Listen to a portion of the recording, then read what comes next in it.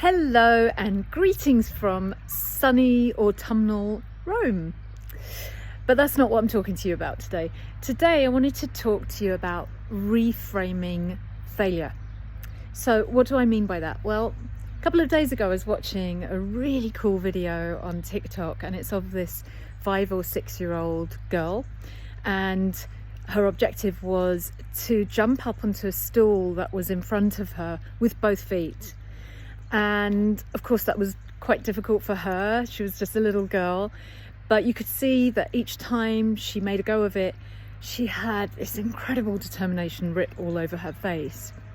And of course, every time she jumped up, she would fall off, she would hit the ground really hard, she would roll over, and she would get straight back up again onto her feet and give it another go. And each time it just looked like all she was concerned with was getting better and better.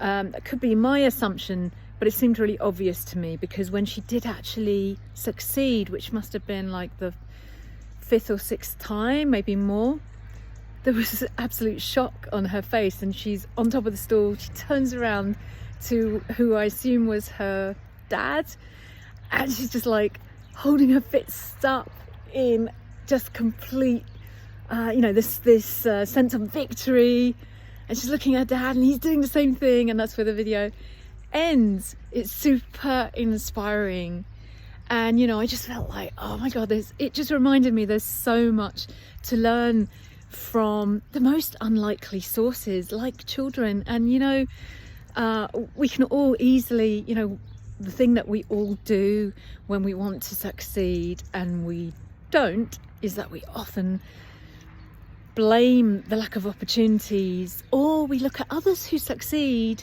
and typically, what we do, we say, well, yeah, but they're better than me, or they have more support, or they've got more money, or they've got training, or they're just more talented than me. We come up with a series of unending excuses. And when it comes to kids, we do the same thing. It's like, oh well, that's kids, they are all about play, rough and tumble, and if they fall over, if they don't succeed, it doesn't really matter anyway, it's not the real world, but we can learn a lot from a kid like that. And it also reminds me of this quote by Nelson Mandela, which is, I never lose, I either win or learn. Wow! If we can reframe failure in that way, we never ever fail in the first place. In fact, we've got to question, what does failure really mean? When I unpack failure, what I see is that it's just a massive fear of exposure to the weakness we have inside, that we are just not good enough. It's just this core shame at the center, right? Exposing the fact that we just don't feel like we're up to par, that we're not as good as anyone else. And that's all that it is. That's all failure is all about. But what if we don't look at it that way? What if we look at it as an opportunity for us to just get better and better, just like what was obvious on that kid's face?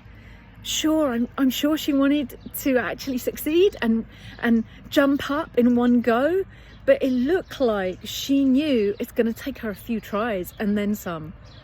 So I put it to you today, if there are things out there that you're trying to do and you keep either putting off, or you've tried a few times and you've turned around and walked away and said, it just doesn't work for me, whether it's a diet, whether it's trying to get into your dream job, whether it's trying to launch a business and you didn't get enough customers, or you didn't get investment, whether it's writing a book or a film script and you've been trying to get talent onto your project and it just hasn't happened yet, and you've turned around and walked away and said, it's obviously not for me. There are people out there that get it easier because they're more talented, they are more supported, they have money, blah blah blah. I want you to reframe this whole idea of failure that is taunting you and tempting you to give up. Because what if each time you try, you're actually just getting better and better, and that is part of the journey. Succeeding isn't the last stop on a train journey. Succeeding is an incremental process. So I want you to also understand that you've got to be self-qualifying yourself every step of the way.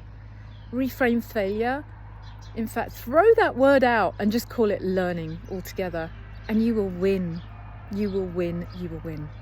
Until next time, bye bye.